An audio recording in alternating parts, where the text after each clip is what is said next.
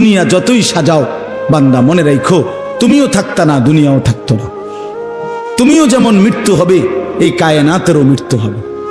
এই দুনিয়ার প্রত্যেক মানুষের মৃত্যু হলে সেটারে মৌত বলে, আর একদিন গোটা সৃষ্টি জগতের মৃত্যু হবে সেটারে কিয়ামত বলে, সেটারে কিয়ামত বলে। কেউ থাকবে না, আল্লাহ কথাটা বারবার মনে করাইছে। তোমার যেমন মৃত্যু হবে সৃষ্টি জগতেরও মৃত্যু হবে। ইযাস সামাউন ফাতারাত ওয়া ইদাল কাওয়াকিবুন তাসারাত। আল্লাহ বলেন ইযাস শামসু কুফিরাত।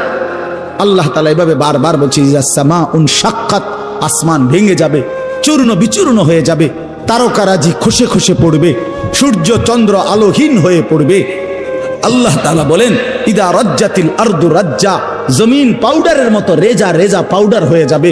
আল্লাহ তাআলা বলছে পাহাড়গুলো তুলার মতো ধুলির মতো উঠতে থাকবে। আল্লাহ বলছে বান্দা একদিন আমি গোটা কায়নাত আমি শেষ করে দেব, আমার সংসার আমি গুছায় ফেলবো, আমার এই কায়নাত আমি আল্লাহ তাআলা ইসরাফিলের সিঙ্গার ফু দিলে আমি আল্লাহ তাআলা গুটিয়ে ফেলবো। এই কথাটাই আপনাদের সামনে এখানে আমি শুনাইতে চাই, এই অল্প একটু শুনে। আল্লাহ তাআলা এখানে এই কথাটাই তুলে ধরছেন কোরআনের বহু সূরায় যে বান্দা এই সৃষ্টি জগৎ একদিন থাকবে না, কিয়ামত হবে, একদিন ইসরাফিল ফু দিবে। ইসরাফিল যেদিন ফু দিবে, কোরআনে এই বর্ণনাটা দুই ভাবে আছে। একটা হলো ইসরাফিল প্রথমবার ফু দিবে, আরেকটা হলো ইসরাফিল দ্বিতীয়বার ফু দিবে। ইসরাফিল মোট দুইবার ফু দিবে। প্রথমবার ফু দিলে জমিনের মধ্যে ভূমিকম্প শুরু হবে। আল্লাহ বলেন এই ভূমিকম্পটা গোটা পৃথিবী একসাথে, আমার সৃষ্টি পুরাটা একসাথে নড়বে। ইন্না জালজালাতাস সাআতি শাইউন আযীম। আল্লাহ বলেন বান্দা দুনিয়ায় বহু ভূমিকম্প তুমি দেখছো, তবে মনে রেখো কিয়ামতের ভূমিকম্প, ইসরাফিল ফু দিলে প্রথম যে ভূমিকম্প হবে, কিয়ামত সংঘটিত হওয়ার জন্য, গোটা সৃষ্টিটা ভেঙে চুরে যাওয়ার জন্য, সেটা হবে বড়ই ভয়ানক, সেটা বড়ই ভয়ানক। ইয়াউমা তারাউনাহা তাযহালু কুল্লু মুরদিআতিন আম্মা আরদাআত। কোরআন শরীফে আছে এই প্রথম ভূমিকম্প যখন শুরু হবে জমিনে, ইসরাফিলের ফু শুরু হবে, সব কিছু যখন ভাঙতে শুরু করবে, আল্লাহ তাআলা বলেন যে মা তার দুধের বাচ্চা কোলে দুধ খাওয়াচ্ছিল, ওই মা সন্তানকে ছুঁড়ে ফেলে দিয়ে পাগলের মতো ছুটতে থাকবে। ওয়াতাদাউ কুল্লু যাতি হামলিন হামলাহা, যে মায়ের পেটের বাচ্চা 10 মাস পূর্ণ হয়ে গেছে, এই আর ঘন্টা 2-4 ঘন্টা পরে বাচ্চাটা প্রসব হবে।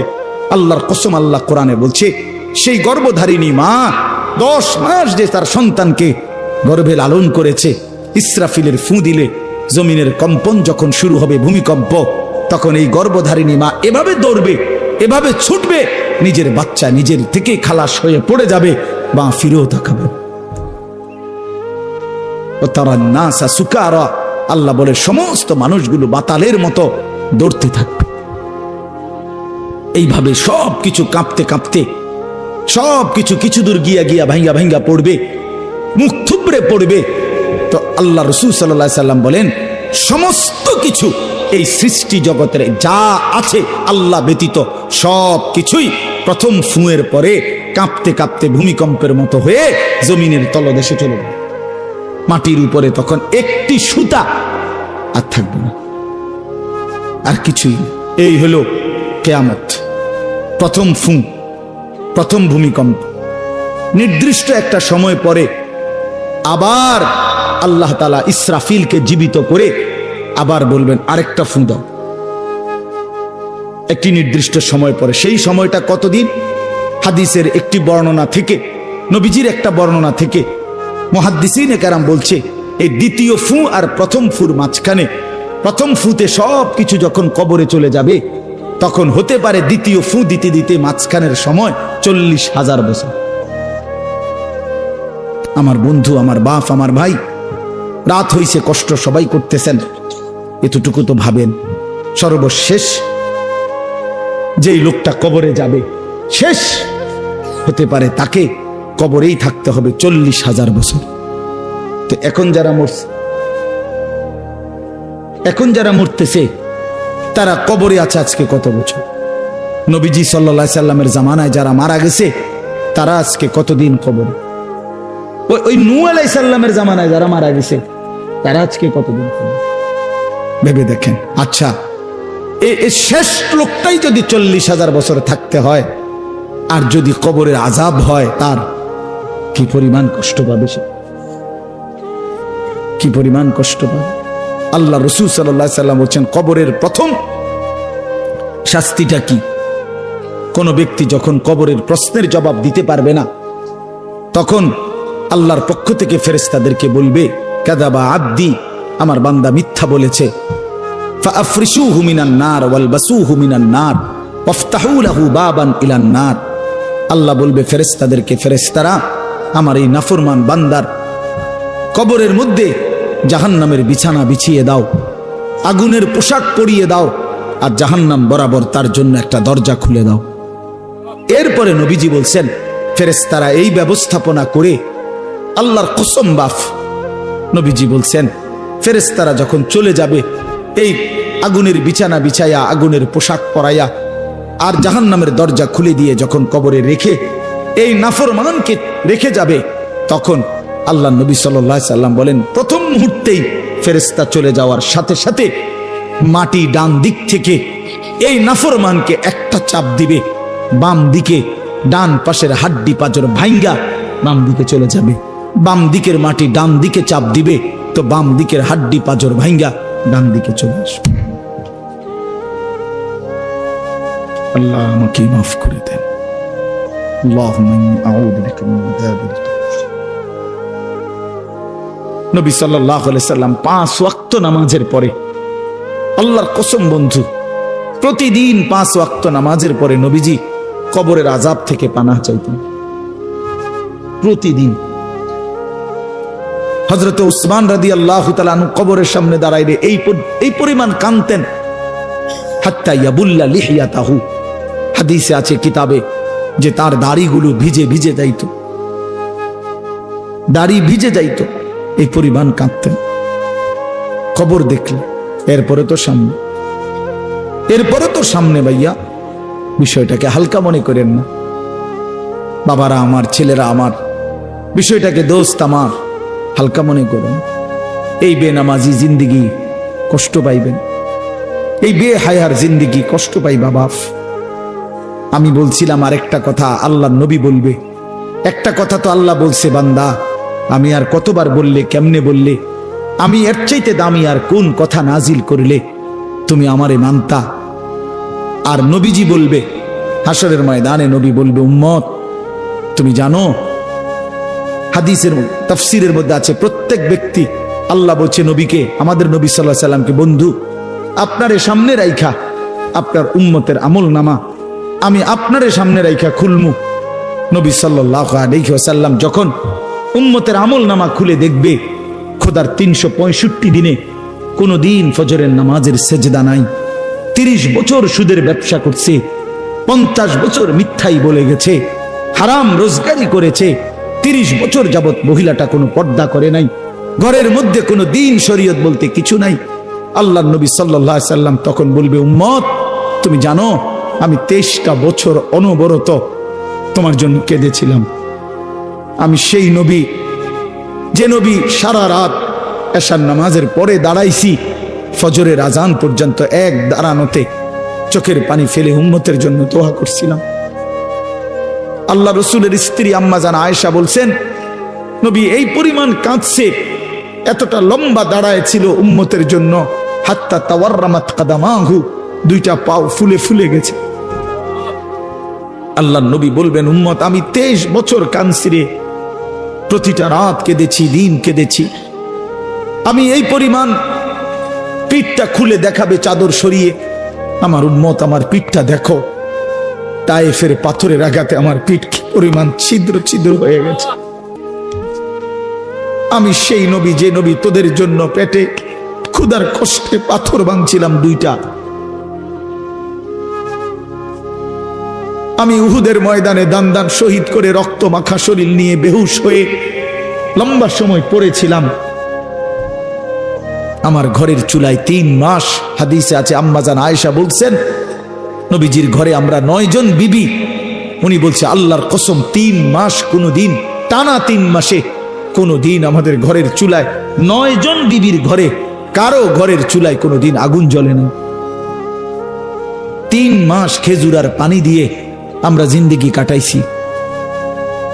আল্লাহর নবী বলবেন, উম্মত তাহলে এত কাঁদলাম কার জন্য, এত রক্ত ঝরাইলাম কার জন্য, পেটে পাথর বাঁধলাম কার জন্য, বিনিময়ে এটা কি আমল নামা নিয়ে আসছো? ছেলেরা বলো ভাই, একটা ছেলে বলো রাসূলুল্লাহ সাল্লাল্লাহু আলাইহি ওয়াসাল্লামের সুপারিশটা একটা মামুলি ব্যাপার। রাসূলুল্লাহ সাল্লাল্লাহু আলাইহি ওয়াসাল্লাম বলবে, উম্মত এটা কি আনলা? আমি এই আমল নামা নিয়া আমার মতো এত বড় শ্রেষ্ঠ রাসূলের উম্মত তুমি, আমি মালিকের সামনে দাঁড়ামু কেমনে, এটা দেখামু কেমনে? আরে চেয়ারম্যান ভাই, আপনি কেমনে দেখাইবেন? আপনার অনুসারী যদি, আপনার অঞ্চলের একজন মানুষের যদি পুরাটা পৃষ্ঠার মধ্যে 110টা মামলা থাকে, আপনি তার জন্য কেমনে দিবেন? আপনি একজন উপরস্থ পদস্থ কর্মকর্তার কাছে আপনি কিভাবে সুপারিশ করবেন? বেটা তোর তো কিছুই নাই বেটা, শুধুই অপরাধ আর অপরাধ ছাড়া। তো এই বেচারা লজ্জিত হবে কিনা বলেন না কেন? তো নবী সাল্লাল্লাহু আলাইহি সাল্লাম বলবেন, উম্মত তুই আমার মতো শ্রেষ্ঠতম রাসূলের মাথাটা তো ছোট করে ফেললি, তুই তো আমার উম্মত, তুই এটা কি আনলা? আমি কেমনে দেখাবো এটা আমার মালিকের সামনে যে রব্বুল আলামিন এটা আমার উম্মতের আমল নামা? ওফ, চলেন ভাই,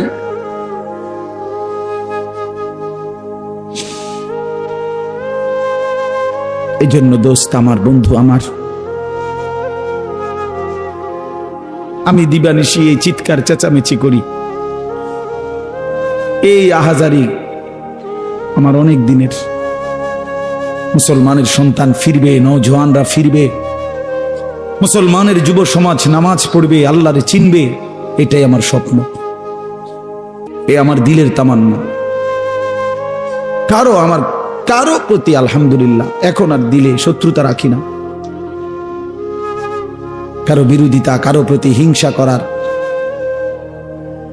কোনো সময়ও নাই, বিশ্বাস করেন, একদম সময় নেই, সময়ই তো না। আমি জুমার নামাজ পড়াইছি ঢাকা মোহাম্মদপুর আদাবর, আমার জুমা, ওইখান থেকে আমি জুমার পরে রওনা দিয়া মাগরিবের পরে রোয়াচালা বয়ান করছি, এশার একটু পরে ওই মুসাগারা বয়ান করছি, এরপরে এখানে এসে বয়ানে বসছি, শুধু ওযু করছি, শুধু ওযু, শুধু সময় বাঁচানোর জন্য মসজিদের খানাটা খাই নাই, হোটেলে, পথের একটা হোটেলে মদনপুর পার হয়ে আইসা অল্প কয়টা ভাত খাইছি। এটা বলার উদ্দেশ্য হলো কেরামতি বুজুর্গি বুঝানো না, আল্লাহর কসম বুঝানো হইল এই কথার ফিকির যে কাউরে প্রতিপক্ষ ভাববার কোনো দরকার নেই, কোনো দরকার নেই। আল্লাহ আমাদের সবাইকে বুঝ দান করেন। প্রতিটা ছেলের প্রতি আমার অনুরোধ, বাবা তুমি নষ্ট হইও না, তুমি বরবাদ হইও না। এক বন্ধুর খপ্পরে পইরা, একটা সামান্য মোবাইলের খপ্পরে পইরা, একটা দুষ্ট নারীর খপ্পরে পড়ে, মেয়ের খপ্পরে পড়ে চরিত্রহীন হইও না, চরিত্রহীন। আল্লাহ তাআলা মানুষকে যেই চাহিদা দিছে সেটা পূরণের বৈধ ব্যবস্থাও দিছে। মানুষকে আল্লাহ তাআলা তৃষ্ণা দিয়েছেন, তো তৃষ্ণা নিবারণের জন্য পবিত্র হালাল পানীয় আল্লাহ তাআলা দিয়েছেন। মানুষকে আল্লাহ তাআলা ক্ষুধার চাহিদা দিয়েছেন, তো হালাল খাবারও আল্লাহ তাআলা দিয়েছেন।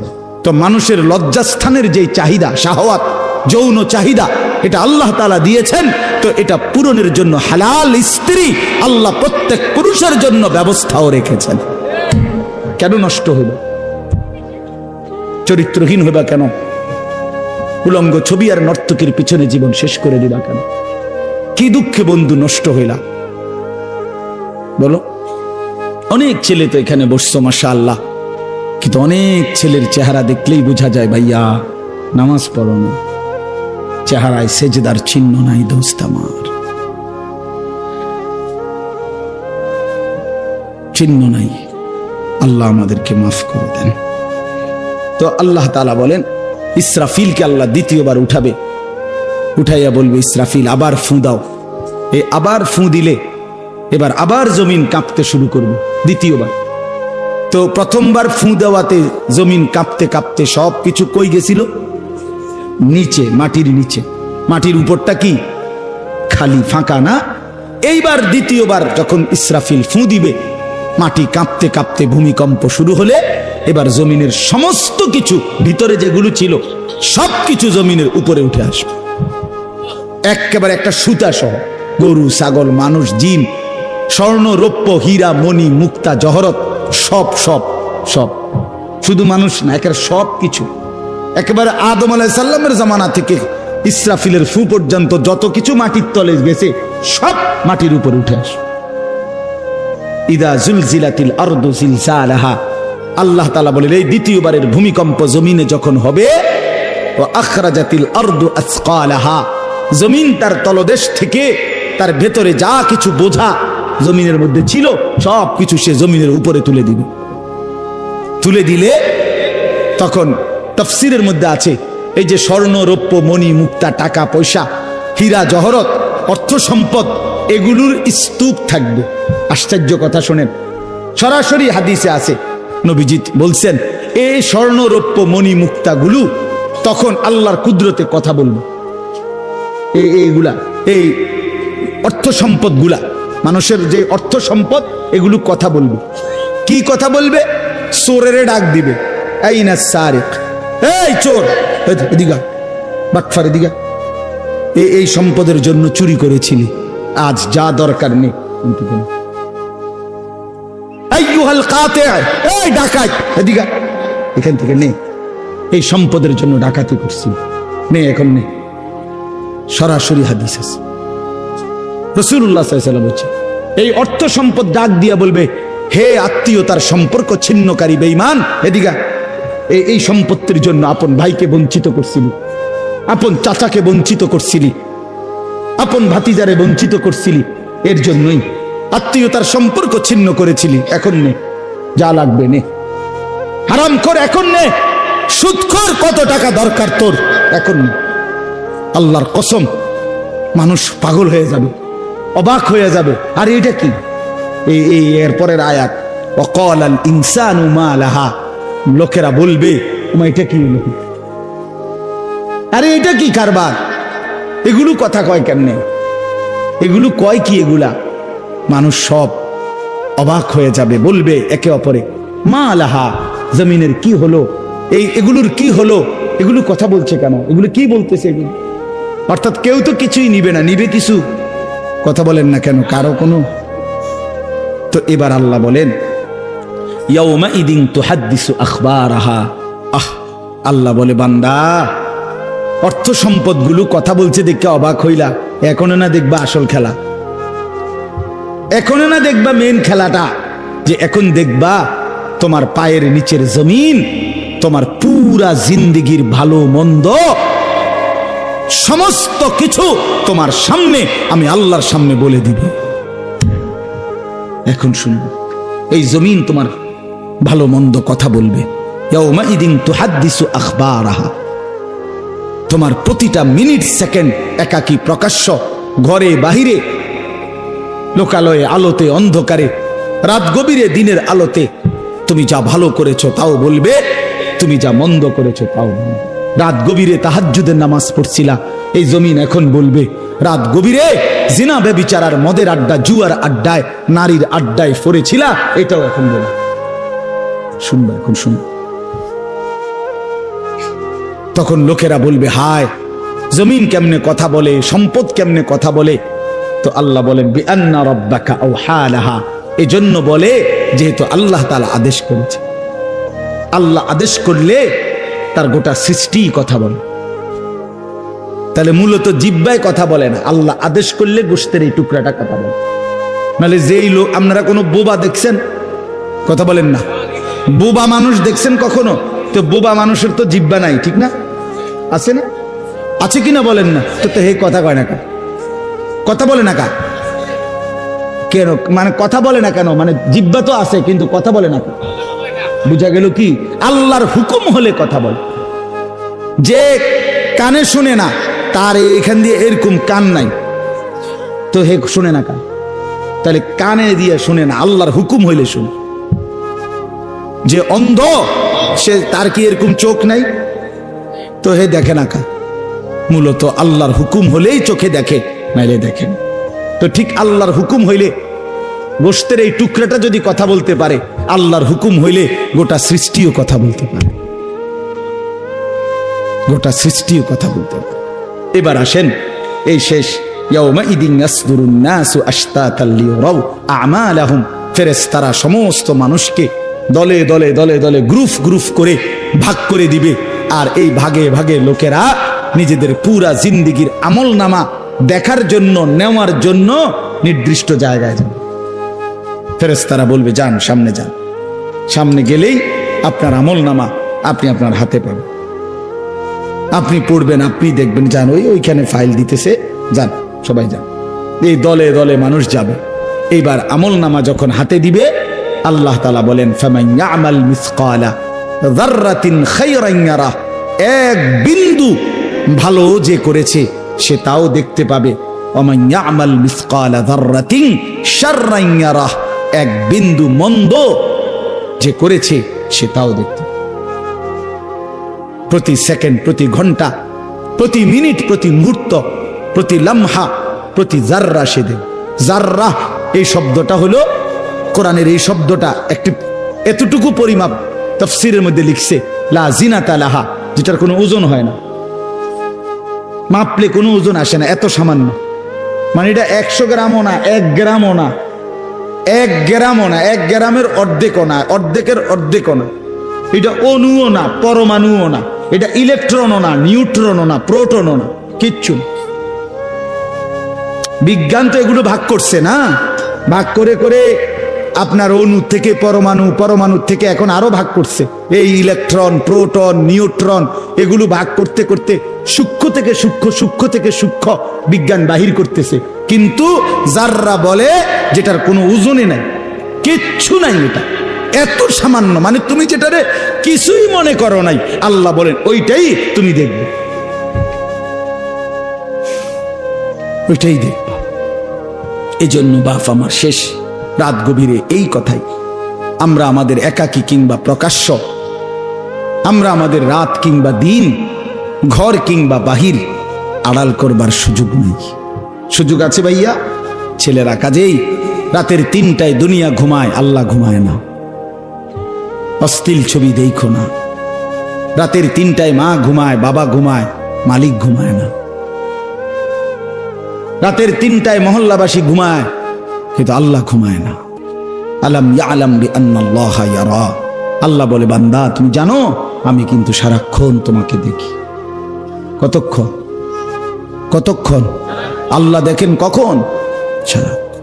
এই জন্য আমরা প্রত্যেকে ইনশাআল্লাহ নিয়ত করি যে আমরা আমাদের আখিরাতকে ভাববো, ফিকির করব। আখিরাতের আশায় গুনাহ ছেড়ে দেন, আল্লাহর নাফরমানি ছেড়ে দেন, হালাল পথে জিন্দেগি চালান। একটু কষ্ট হলেও চলে যাবে, পার হয়ে যাবে। ऐसे रहे या वैसे रहे, वहां देखना फिर कैसे रहे। বুজুর্গরা বলে এ দুনিয়ায় এমনে থাকো আর এমনে থাকো, কাইট মাইট হইয়া চিত্তিয়া মিত্তিয়া উঠতে লেগা। আসল দেখার বিষয় হলো ওয়াহা কেসে রাহে, সেখানে কেমন থাকবা, এটা হলো দে। এটা শেষ হয়ে যাবে। আজ রাত যার বাসর রাত, তারও ভোর হবে। আজকের রাত যার জেলখানায় ফাঁসির রাত, তার রাতও কি হয়ে যাবে? অট্টালিকার মানুষটাও মরে যাবে, জীর্ণ কুঠিরের মানুষটাও মরে যাবে।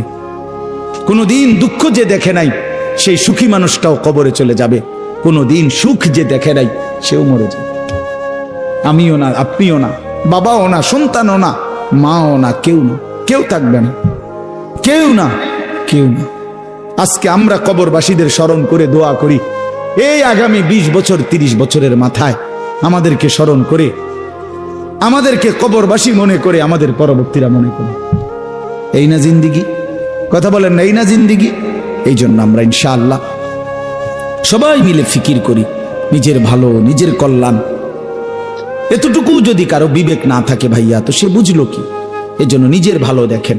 ওয়ালা তুলকু বিআইদিকুম ইলা তাহলুকা, আল্লাহ বলছে বান্দা নিজেরে নিজে ধ্বংসের দিকে ঠেলে দিও না, নিজের এত বড় ক্ষতি করো না বান্দা।